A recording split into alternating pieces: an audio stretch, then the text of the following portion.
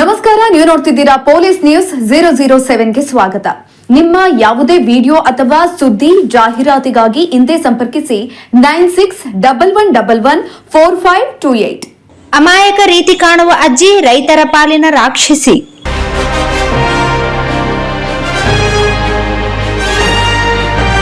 ಎಚ್ಚರ ರೈತರೇ, ನಕಲಿ ಹತ್ತಿ ಬೀಜ ಮಾರಾಟ ಜಾಲ ಪತ್ತೆ. 4.64 ಲಕ್ಷ ಮೌಲ್ಯದ ಬೀಜ ಜಪ್ತಿ.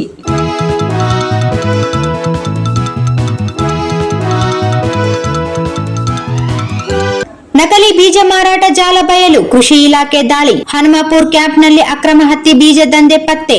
ಲೇಬಲ್ ಇಲ್ಲ, ಪರವಾನಗಿ ಇಲ್ಲ, ರೈತರಿಗೆ ವಂಚನೆ ಮಾಡಲು ಸಿದ್ಧವಾಗಿದ್ದ ಬೀಜ ಜಪ್ತಿ.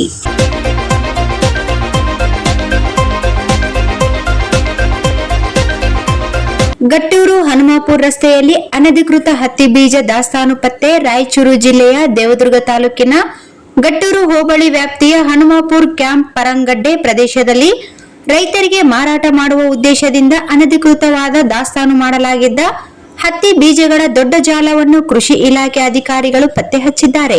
ಸಾರ್ವಜನಿಕರ ದೂರಿನ ಮೇರೆಗೆ ಸಹಾಯಕ ಕೃಷಿ ನಿರ್ದೇಶಕರು ಹಾಗೂ ಬೀಜ ಪರಿವೀಕ್ಷಕರ ನೇತೃತ್ವದಲ್ಲಿ ಅಧಿಕಾರಿಗಳ ತಂಡ ಸ್ಥಳಕ್ಕೆ ಭೇಟಿ ನೀಡಿ ಪರಿಶೀಲನೆ ನಡೆಸಿದಾಗ ಶೆಡ್ಡೊಂದರಲ್ಲಿ ಸುಮಾರು 245 ಕೆಜಿ ಪ್ರಮಾಣದ ಹತ್ತಿ ಬೀಜಗಳನ್ನು ಅಕ್ರಮವಾಗಿ ಸಂಗ್ರಹಿಸಿರುವುದು ಬೆಳಕಿಗೆ ಬಂದಿದೆ. ಈ ಬೀಜಗಳನ್ನು 475 ಗ್ರಾಂ ಪ್ಯಾಕೆಟ್ಗಳಾಗಿ ಪ್ಯಾಕ್ ಮಾಡಿದಲ್ಲಿ ಸುಮಾರು 515 ಪ್ಯಾಕೆಟ್ಗಳು ಸಿದ್ಧವಾಗಲಿದ್ದು, ಅವುಗಳ ಒಟ್ಟು ಮೌಲ್ಯ 4,64,15 ಎಂದು ಅಂದಾಜಿಸಲಾಗಿದೆ. ಪರಿಶೀಲನೆ ವೇಳೆ Nandini 999 BG cotton hybrid seeds with Bollgard second technology ಎಂಬ ಹೆಸರಿನ ಖಾಲಿ ಪ್ಯಾಕೆಟ್ಗಳು, ಬೀಜಗಳಿಗೆ ಲೇಪನ ಮಾಡಲು ಬಳಸಿದ ಕೆಂಪು ಬಣ್ಣದ ದ್ರಾವಣ, ಬಕೆಟ್ಗಳು ಹಾಗೂ ಇತರೆ ಸಾಮಗ್ರಿಗಳು ಪತ್ತೆಯಾಗಿವೆ. ಪ್ಯಾಕೆಟ್ಗಳ ಮೇಲೆ ಕಡ್ಡಾಯವಾಗಿ ನಮೂದಿಸಬೇಕಾದ ಲೇಬಲ್ ಸಂಖ್ಯೆ, ಲಾಟ್ ಸಂಖ್ಯೆ, ಪರೀಕ್ಷಾ ದಿನಾಂಕ, ಮಾನ್ಯತಾ ಅವಧಿ, ಕಂಪನಿ ಹೆಸರು ಸೇರಿದಂತೆ ಯಾವುದೇ ಮಾಹಿತಿಯೂ ಇರಲಿಲ್ಲ ಎಂದು ಅಧಿಕಾರಿಗಳು ತಿಳಿಸಿದ್ದಾರೆ.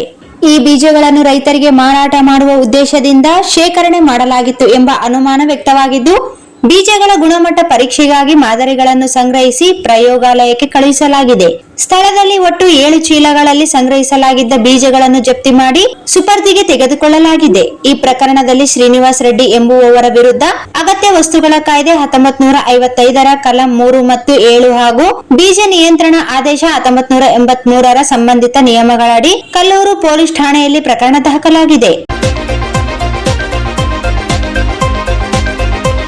ರೈತರಲ್ಲಿ ಆತಂಕ. ಕೃಷಿ ಇಲಾಖೆಯ ಅಧಿಕಾರಿಗಳು ರೈತರಿಗೆ ಎಚ್ಚರಿಕೆ ನೀಡಿದ್ದು, ಅಧಿಕೃತ ಪರವಾನಗಿ ಹೊಂದಿರುವ ಮಾರಾಟಗಾರರಿಂದ ಮಾತ್ರ ಬೀಜಗಳನ್ನು ಖರೀದಿಸಬೇಕು.